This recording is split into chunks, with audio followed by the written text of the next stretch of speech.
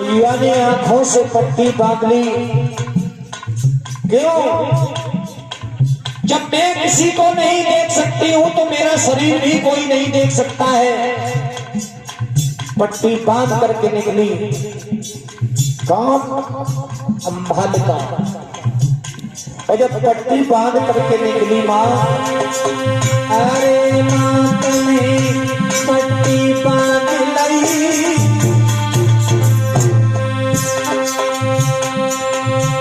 और धीरे से कदम बढ़ाए, मैया ने दिल की जान ली।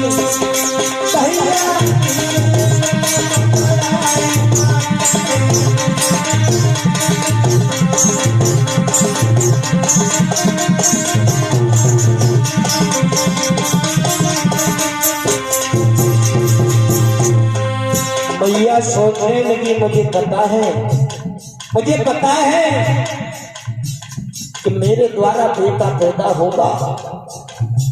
पट्टी बांध करके निकली वो मां।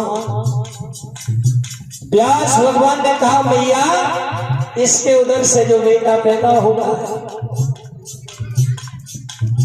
वो नेत्रों से हीन होगा, क्योंकि इसने पट्टी बांध करके आई है। दूसरी वाली रानी से कहा तुम भी जाओ। शरीर पर मट्टी लपेट करके निकली। वो क्या देखा व्यास ने?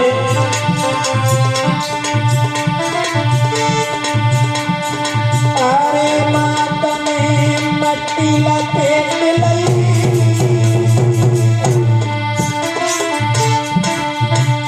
और अम्बा के मन की प्यास जी ने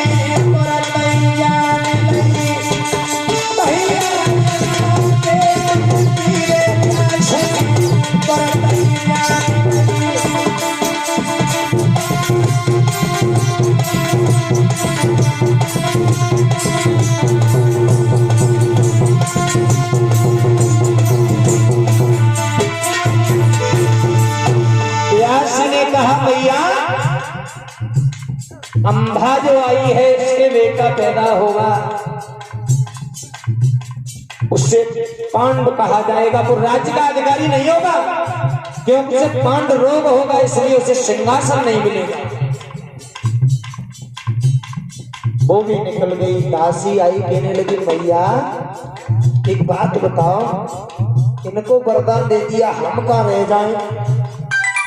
तो सत्यवती कहने लगी दासी जो इन्होंने किया है वही तू करे तो तुझे तेरे भी बेटा पैदा होगा। निकल जा नगिन होके। तो बातें करती हुई निकलने लगी। व्यास ने कहा भैया अरे दासी ने परम मिलाओ और जागे बातें करी प्यास ने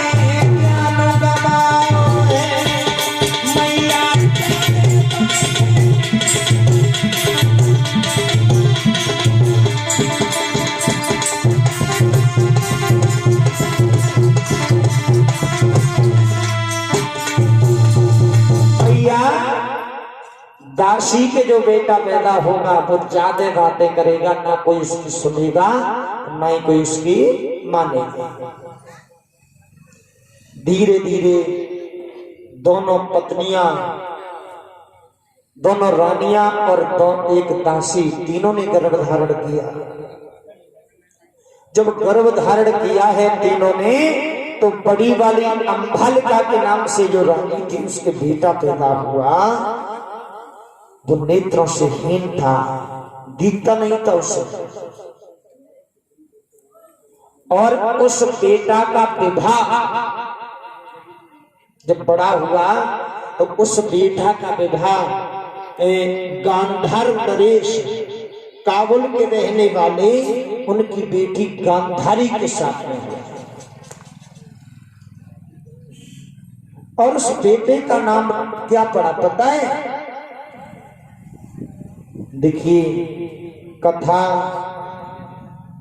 सभी जानते हैं। उस बेटे का नाम रखा गया धृतराष्ट्र।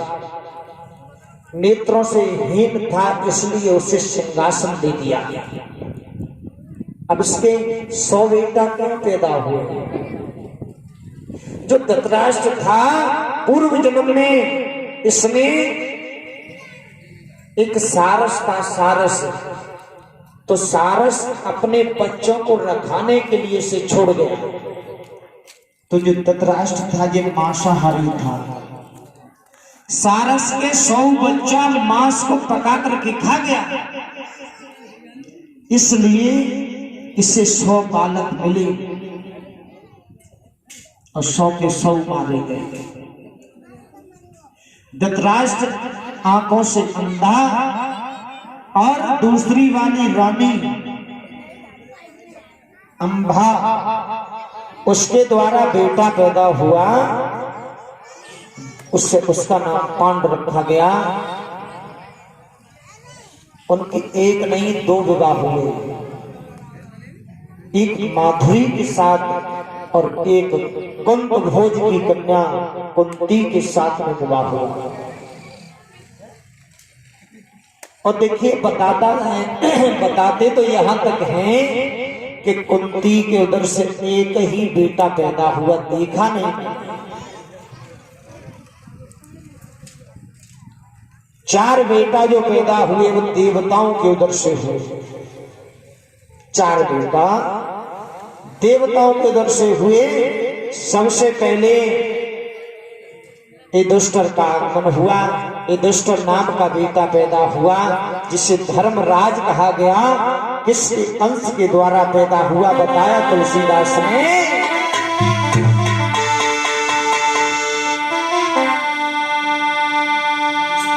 अरे सूरज लौटा दो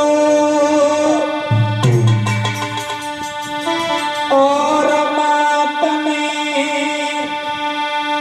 धर्म बुलाई ले।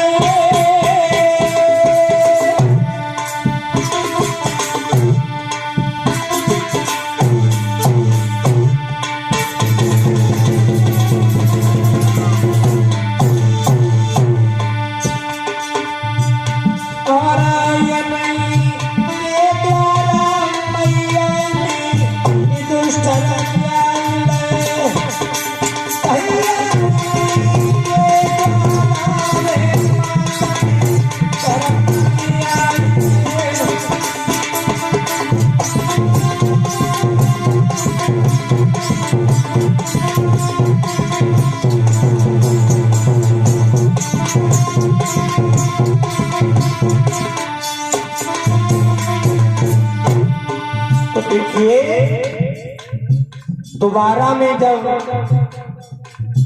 मैया ने सूर्यदेव को जब लौटा दिया है तो किसको बुलाया?